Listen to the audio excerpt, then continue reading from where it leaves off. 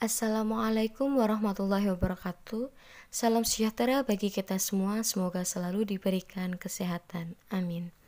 Perkenalkan, kami mahasiswa dari STIE PGRI Dewantara Jombang, kelompok 1, dengan beranggotakan saya sendiri, Kutrotu Nada Azriati, dengan rekan saya, Ani Farida, akan menjelaskan mengenai konsep dasar kompensasi manajemen untuk memenuhi tugas mata kuliah manajemen kompensasi dengan dosen pengampu Ibu Mardi Astuti, SEMM.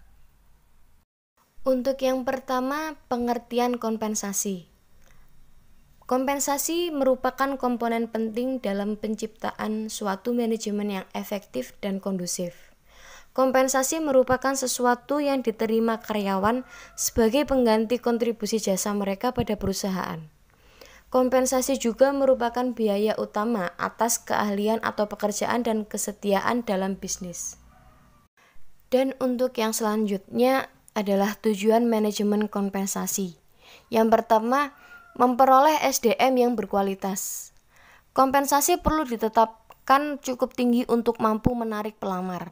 Tingkat pembayaran baru tanggap terhadap permintaan dan penawaran tenaga kerja di pasar kerja karena harus bersaing untuk mendapatkan tenaga kerja. Yang kedua, mempertahankan karyawan yang ada. Pekerja dapat keluar apabila tingkat kompensasi tidak kompetitif terhadap organisasi lain, dengan akibat peraturan tenaga kerja tinggi. Dengan demikian, perlu dipertimbangkan mana yang lebih baik dan mengutamakan antara peningkatan kompensasi dengan mencari pekerja baru, dengan konsekuensi harus melatih kembali pekerja baru. Dan yang ketiga, menjamin keadilan. Manajemen kompensasi berusaha keras menjaga keadilan internal dan eksternal. Keadilan eksternal memerlukan bahwa pembayaran dihubungkan dengan nilai relatif pekerjaan sehingga pekerjaan yang sama mendapatkan pembayaran yang sama. Keadilan eksternal berarti membayar pekerja sebesar apa yang diterima pekerja yang setingkat oleh perusahaan lain. Untuk yang keempat, penghargaan terhadap perilaku yang diinginkan. Pembayaran harus memperkuat perilaku yang diinginkan dan bertindak sebagai insentif untuk perilaku di masa depan. Rencana kompensasi yang efektif menghargai kinerja, loyalitas, keahlian, dan tanggung jawab. Untuk yang kelima, mengendalikan biaya. Sistem kompensasi yang rasional membantu organisasi memelihara dan mempertahankan pekerja dengan biaya yang wajar. Tanpa manajemen kompensasi yang efektif, pekerja dapat dibayar terlalu tinggi atau bahkan terlalu rendah. Untuk yang keenam, mengikuti aturan hukum. Sistem upah dan gaji yang baik mempertimbangkan tentang legal yang dikeluarkan pemerintah dan memastikan pemenuhan pekerja. Dan yang terakhir, meningkatkan efisiensi administrasi. Program upah dan gaji harus dirancang dapat dikelola secara efisien, meskipun tujuan ini merupakan pertimbangan sekunder. Untuk yang selanjutnya adalah peranan kompensasi bagi karyawan.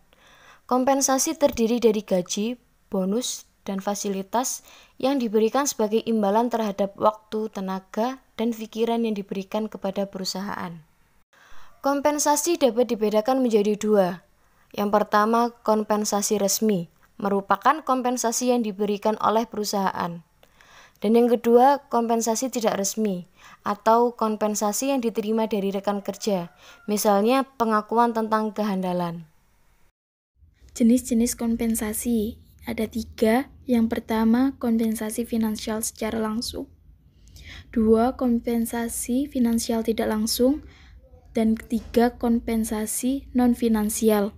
Selanjutnya, faktor-faktor yang mempengaruhi kompensasi. Kompensasi atau juga disebut dengan remuneration dapat saja berbentuk finansial dan non-finansial, yang pada intinya adalah penghargaan atas jasa seorang pegawai pada organisasinya. Selanjutnya, faktor-faktor yang mempengaruhi kompensasi. Yang pertama, kebenaran dan keadilan.